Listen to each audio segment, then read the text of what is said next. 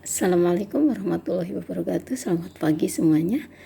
Yang terhormat dosen retorika Ibu Astuti Samosir MPD dan teman-teman yang saya banggakan. Pada kesempatan ini saya akan membahas tentang kategori pidato. Kategori pidato ini melalui proses persiapan sebelum berpidato.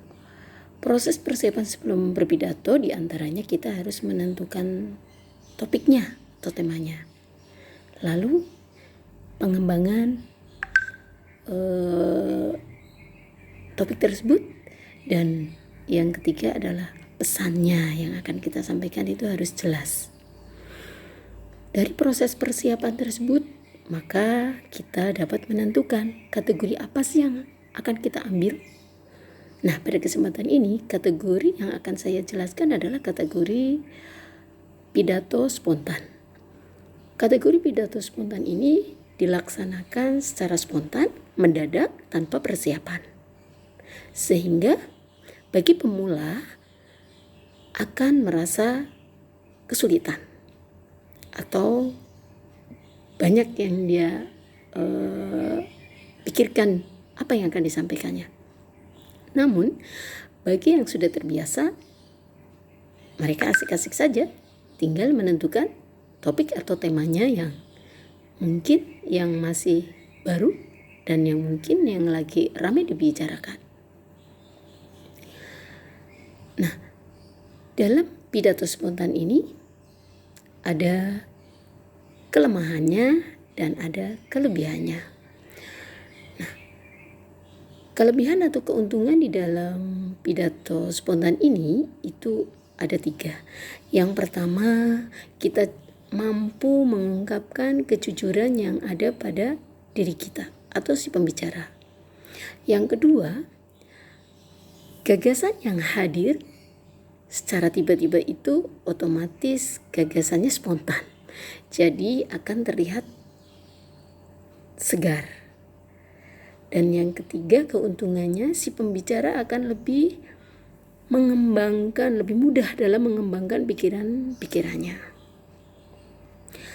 Kelemahan atau kekurangan di dalam pidato spontan ini akan mengakibatkan penyampaian akan tersendat-sendat karena tanpa persiapan yang akan dibicarakan. Lalu kesimpulan yang akan kita sampaikan juga mentah, tidak berdasarkan pengetahuan yang lengkap. Dan kelemahan yang ketiga biasanya akan terjadi demam panggung. Nah, bagaimana sih cara mengatasi demam panggung?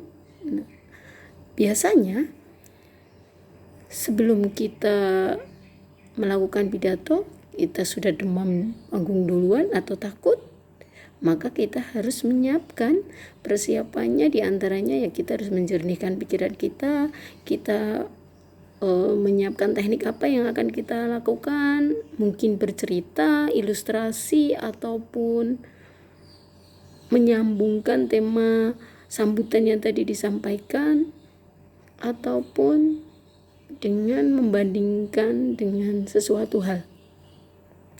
Dan yang kedua, kita harus menentukan pengorganisasian pesannya.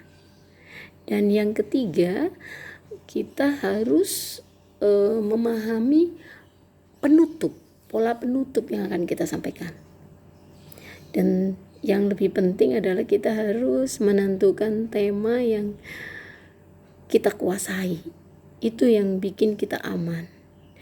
Yang dapat saya sampaikan dalam pembahasan pidato spontan ini mungkin kurang jelas, mohon maaf, dan mungkin ada kata-kata yang keliru atau tidak mengenakan juga mohon dimaafkan. Terima kasih. Wabillahi taufiq wal hidayah. Wassalamualaikum warahmatullahi wabarakatuh.